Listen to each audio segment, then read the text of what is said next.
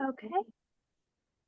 All right. Just to let you know, we are recording now. Mhm. Yep, How are you today? I'm great. Good. All right. Interesting day. So, yeah, I bet.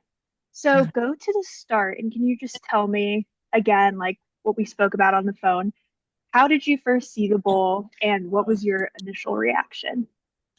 Um, Basically, it started when my son came into the house and said, "Mom, there's a cow in the neighbor's yard." And we didn't think anything about it at first because she does have two miniature jerseys, but they've always been in the back of her property in a pen. Very quickly, my younger son, who spent more time with all the animals, said, "That's not one of Mrs. Holter's cows." Okay, so we go out there and I can see, okay, this is a bull. She only has two girls. Um, Stunned, obviously. And he's so cute. He's deceptively gentle looking. So we were probably a little bit too close while we were still ignorant of what we were dealing with. But basically, we're just out there filming. Neighbors are coming out. At the exact same time, one of our neighbors' dogs escaped. So there was a bit of a confrontation with the bull, which caused that dog to run away.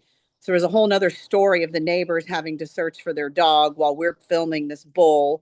Who do we call? Who do we call? So got on the phone with animal control. They came out. He said, "It's a bull, right?" I said, "Yes, a cow with horns, a male bull, Bull."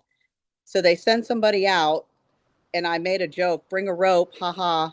And he comes out in a car. Obviously, he's not going to stuff this side of beef into a car. So he sort of scratches his head and is like, "Okay, I'll be back." Two guys show up from animal control a little while later. A lot more head scratching, phone calls, lots of people walking around with their phones making calls. Nobody can locate an owner. They interviewed the surrounding property owners. No luck there. They came back a third time, and this is now right before you and I spoke. So it's been about, the bull has been around for about 4 or 5 hours now.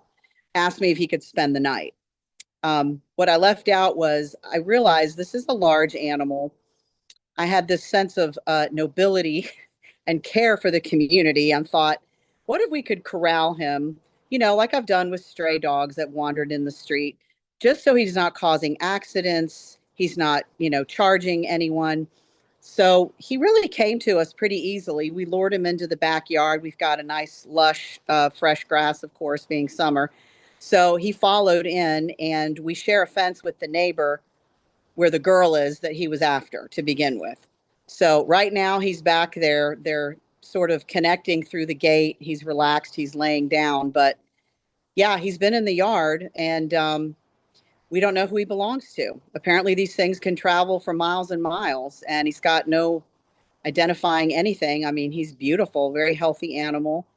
Um, and I'm learning that it's a lot easier to put a stray dog in your backyard and have that situation wrap up than a cow because my son's birthday party is here on Saturday. We cannot have a bull in the backyard. So I'm hoping animal control comes through tomorrow. That's the Yeah. story. So, remind me, do you have any pets at your house? We have a dog who would lose her mind if she saw this animal because she will hunt down, a bird in a bush. So she's been inside all day, poor thing. We've been walking her in the front. We do have some chickens that I can't get to because they're in a separate fenced area that I have to get to by crossing where Mr. Bull is here. So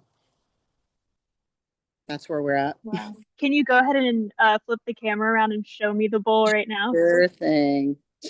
Um, okay, I know how to do it when it's my phone, but not like on Zoom. Yeah, I'm not sure if you can do it on Zoom. You might just have to like Oh, physically wait, no, here it turn. is. Here we Oh, there go. we go. Okay, I'm going to zoom in. And there he is, relaxed with his lady friend, hoping he can lure her over. Wow. So Or he has just been like that since he got there.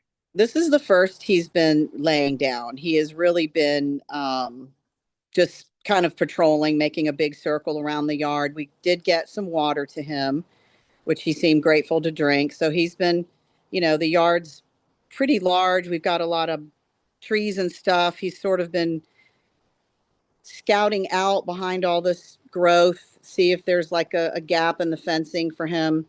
But he's, I think, resigned that this is the best way for him to look at his target it's through this shared gate. So, Wow, that yeah. is just unbelievable. And which neighborhood are you in Apex? Well, we're not in a subdivision per se. We're in a small parcel of a few homes. We're in unincorporated Apex near that Target, near the Costco at in Garner, the new one. Okay, gotcha. Yeah. Have you and your boys come up with a name for him yet? Everybody's saying the obvious one, which is Ferdinand. But I don't know that we'd go so far as to name him. Right. If he was, shall we say, cut, he'd be called, Beef Wellington, but he's not cut, so that's not an option if no one claims him. I don't know. He's sweet. He's very sweet. Somebody please come get your bull, though. What is your plan if, animal control tomorrow can't Oh do anything about it? my gosh, I haven't thought that far ahead.